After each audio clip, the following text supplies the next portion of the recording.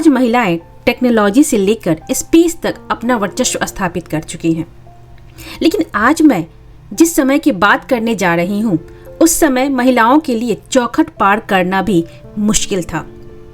ऐसे समय में एक महिला संकल्प लेती है, मैं पढ़ूंगी और दूसरी औरतों को भी पढ़ाऊंगी। जी हाँ, मैं बात कर रही हूँ भारत की पहली महिला शिक्षिका, समाज सुधारिका और मराठी कवित्री सावित्रीबाई फुले की। जब महिलाओं के लिए स्कूल जाना भी पाप समझा जाता था, ऐसे समय में 17 साल की सावित्रीबाई फुले ने महिलाओं को शिक्षित करने के लिए जो काम किया वो इतना आसान नहीं था। सावित्रीबाई फुले का जन्म 3 जनवरी 1831 को महाराष्ट्र के सतारा जिले के नया गांव में एक दलित परिवार में हुआ था। सावित्रीबाई का विवाह महज 9 साल की छोटी उम्र में हो गया था। सन 1840 में उनका विवाह समाज सेवी ज्योतिराव के साथ हुआ। शादी के बाद वो अपने पति के साथ पुणे आ गई। विवाह के समय वो पढ़ी लिखी नहीं थी, लेकिन वो पढ़ना चाहती थी। उनके पढ़ने और सीखने की ललक को देखकर उनके पति ने उन्हें पढ़ना लिखना ही नहीं सिखाया, बल्कि एक प्रशिक्षित शिक्षक भी बनाया। भारत में आजादी से पहले समाज के अंदर छुआछूत, सती प्रथा, बाल विवाह और विधवा विवाह जैसी कुरीतियां व्याप्त थी।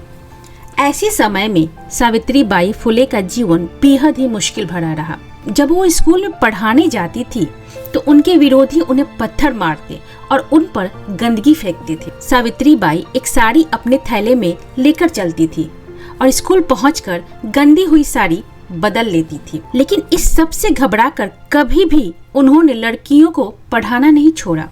उनका हौसला इतना बुलंद था कि उन्होंने अपने 18वें जन्मदिन पर 3 जनवरी 1848 को पुणे में अपने पति के साथ मिलकर पहला बालिका विद्यालय खोला, जिसमें अलग अलग जातियों की 9 छात्राओं को दाखिला दिया गया। और देखते देखते 1 साल में सावित्रीबाई और ज्योतिराव फुले ने 5 नए स्कूल खोल दिए। देश में विधवाओं की दुर्दशा को देखते हुए उन्होंने 1854 में विधवाओं के लिए एक आश्रम खोला। इस आश्रय गृह में विधवाओं और उन बाल बहुओं को जगह मिलने लगी जिनको उनके परिवार वालों ने छोड़ दिया था। सावित्रीबाई उन सभी को पढ़ाती लिखाती थी। महिलाओं की सुरक्षा के लिए उन्होंने एक सेंटर की भी स्थापना की, जिसका नाम रखा बाल हत्या प्रतिबंधक गृह। 1897 में प्लेग के मरीजों की सेवा करते हुए वह भी इस महामारी की चपेट में आ गई और 10 मार्च 1897 को उनकी मृत्यु हो गई।